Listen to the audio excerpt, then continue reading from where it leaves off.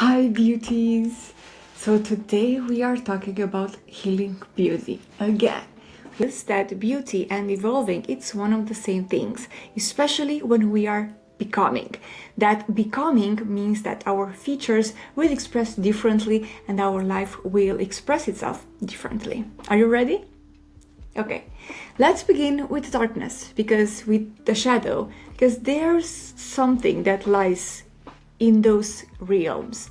When we are in a certain way of life, in a certain position of life, in certain situations, when we feel like we do not like ourselves, that's a symptom, it's not a cause.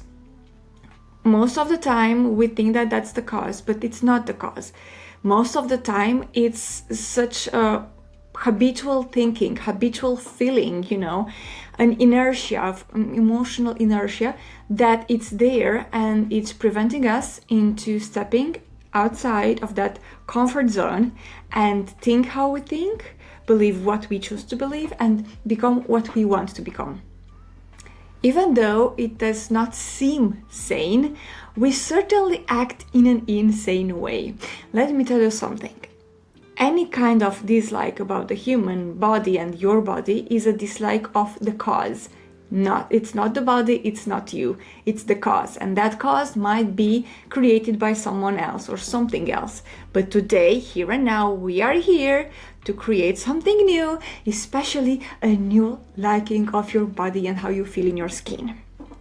You probably experience that when you are in kind of bad relationships and toxic relationships. You feel like you, among us, do not like yourself.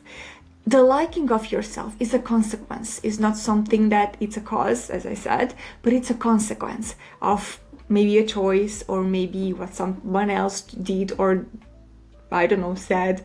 But in the end, what is empowering us and how we can take our power back is to see where exactly did we encouraged, or maybe we took a decision that leads us here. It's not to be guilt trip about. We don't feel guilt. We don't feel any kind of anxious feeling. We just see it. And when we see what we did, what was our contribution, we can take our power back. And here it is the thing. Most of the people, when you say that, oh, but you need to see what's your contribution, they think like, oh my God, I was at fault. No, no, no, no, no. You need to see that you were a kind human being that offered and decided to give a chance, that decided to enter in a conversation, that decided something. And that something, it's like 0% out of all the drama maybe you were in, but it's yours to recognize, because that was your last act. And when you create another act, you can literally change your life. And let me tell you something. Why is this important and how is this actually working? Is one thing. When we are here in this point and we choose something slightly different, like 1 centimeter or maybe one tiny ant step, like a friend would say, you would arrive and you would achieve something different in 10 miles, rather than if you would stick on the same direction. It's like flying an airplane, if you change the direction just a tiny little bit, your destination maybe won't be Rome, maybe it would be Madrid, So it is that important. And I know we were taught not to believe in the tiny, tiny little things. And we were not believed to trust ourselves with those tiny little things. But when we do incremental change, like for some reason, for example, let's let ourselves experience in this moment a better, understanding about what we did or we did not, then that slight change is creating something different. And in 10 days, in 100 days, in a year from now, we will be in a totally different place. Because this is the thing. If we want to think with our mind how it was set, we would discredit the importance of a small decision. But if we decide ourselves to have a space, have a cup of coffee, have a little bit of decision. I mean, for this moment, for the sake of this moment, let's, I don't know, try a new thought. It might not happen, it might not be true, but just for the sake of the exercise, for the sake of this very moment, let's try something and see what happens, In the end, it doesn't have to be hard. And it's through this incremental change that we gain compound interest based on what we decide. So if you are now in a phase that you don't know how to change, maybe body dysmorphia, maybe maybe something that is I don't know, overwhelming you in any kind of way. It might be any kind of situation from any part of your life. You would see that by doing incremental change, one incremental change every single day, one tiny moment every single day, you will be there to collect your compound interest.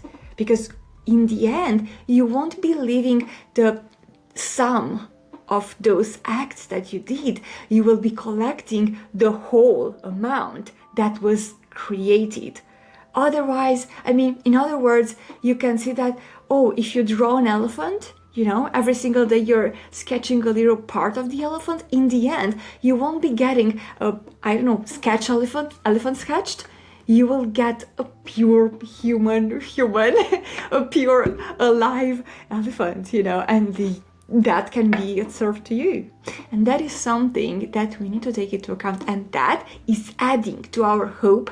That is adding to our confidence. Because if we do not have the confidence in our powers or in ourselves, because that's a big term, let's do incremental phases, Let's trust in our thought that we choose right now, Or let's trust into something, like, for example, here and now, let's decide you are just enough for this very moment, and gone. Poof, the moment is gone. You did it, You don't have to be attached to that, It's that really simple. It's like the very precise moment, here and now. And after that, you let it go. And it's that simple, And it's what I like it so. What I believe is so fascinating about this kind of approach, is that it lets your mind to rest. So your mind is not attacked or does not feel threatened. Sorry, I always have a fly when I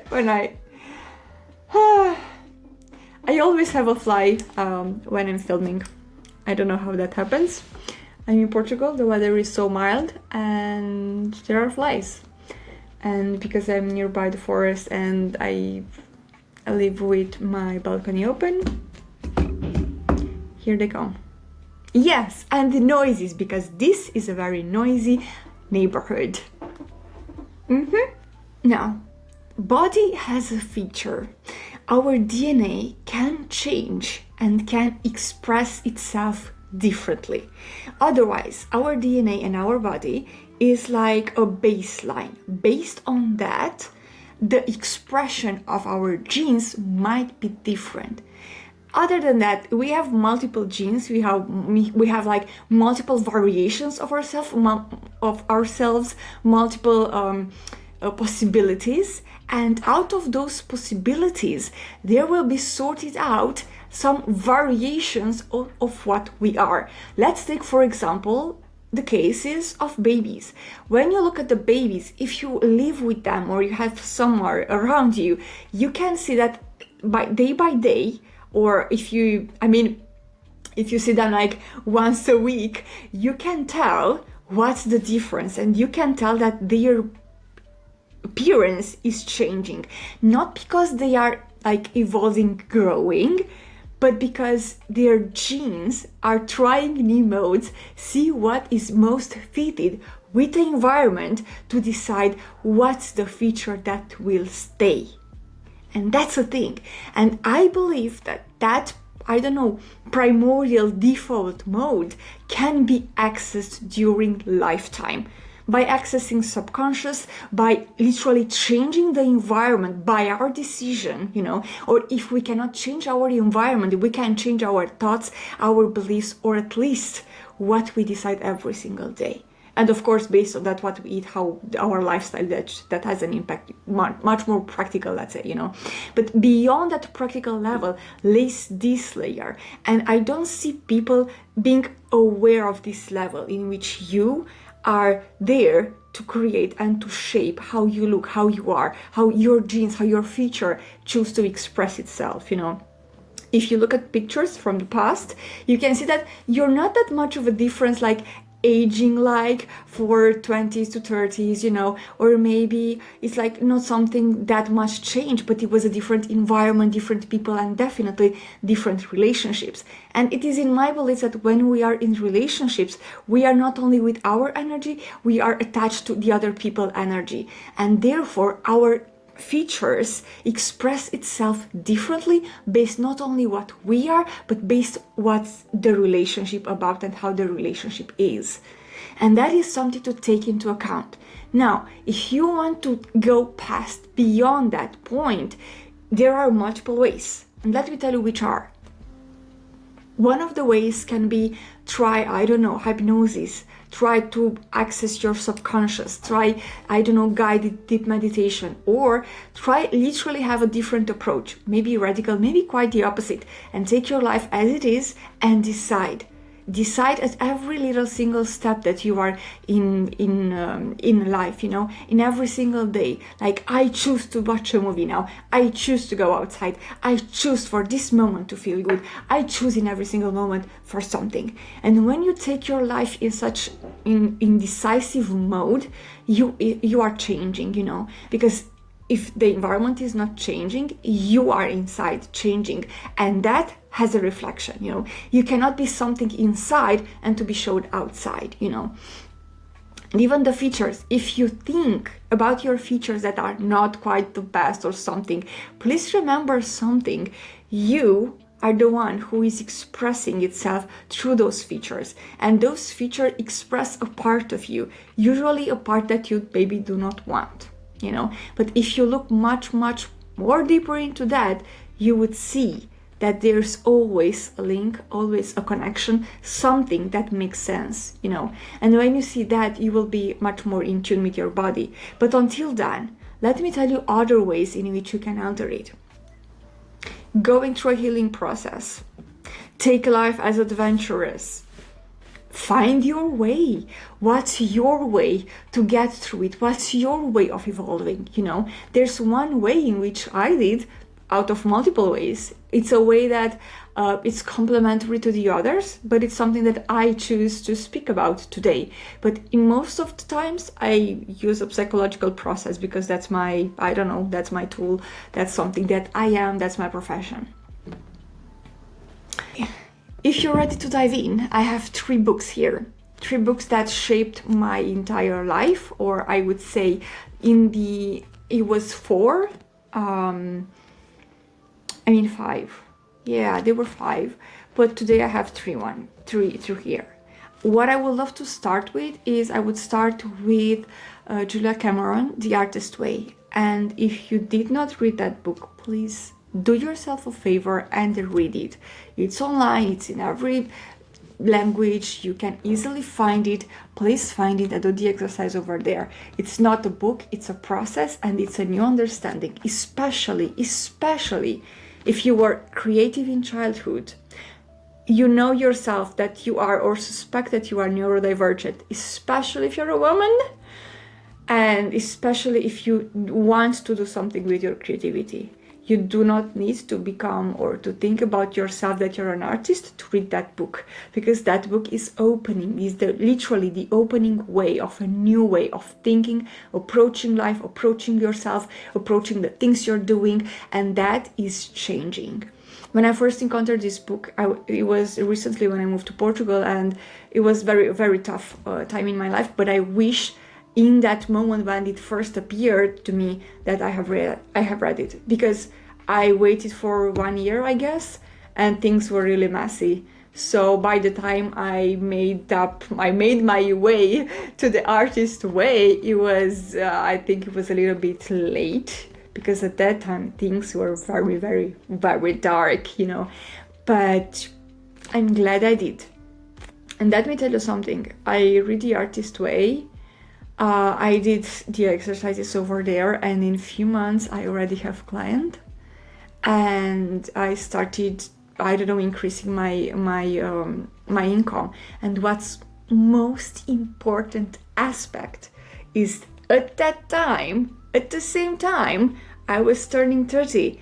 And there's a gap, when kids have that, I don't know, what's the term in English? Oh my god, I forgot.